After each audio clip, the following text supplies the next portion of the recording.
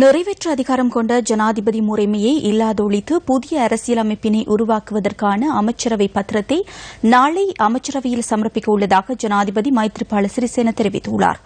கொழும்பில் இன்று இடம்பெற்ற நிகழ்வு ஒன்றில் உரையாற்றும் போதே ஜனாதிபதி இதனை தெரிவித்தார்.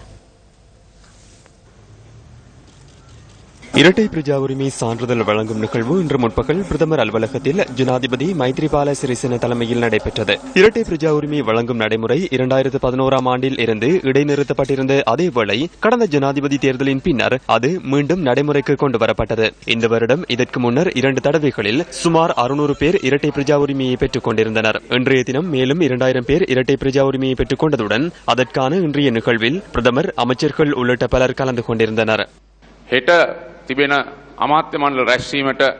நிறைவேற்று அதிகாரம் கொண்ட ஜனாதிபதி வசமுள்ள அதிகாரங்களை பாராளுமன்றத்திற்கும் ஏனைய நிறுவனங்களுக்கும் வழங்கும் வகையில் அரசியலமைப்பை மாற்றுவதற்கான விசேட அமைச்சரவை பத்திரம் ஒன்றை நாளை அமைச்சரவையில் சமர்ப்பிக்க உள்ளேன். இதேவேளை நாளை தேர்தல் முறைமையினை மறுசீரமைப்பு தொடர்பாக விசேட அமைச்சரவை பத்திரத்தையும் அமைச்சரவையில் சமர்ப்பிக்க உள்ளேன்.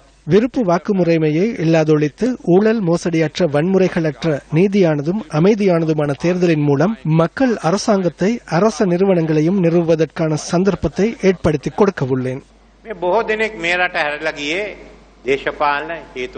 அரசியல் காரணங்கள் காரணமாக பலர் இந்த நாட்டை விட்டு சென்றனர். எனினும் இன்று அனைவரும் மீண்டும் ஒன்றுபடுகின்றனர். ஜனாதிபதியின் தலைமைத்துவத்தின் கீழ் முன்னெடுக்கப்படும் திட்டங்களுக்கு அனைவரது ஒத்துழைப்பும் தேவைப்படுகின்றது.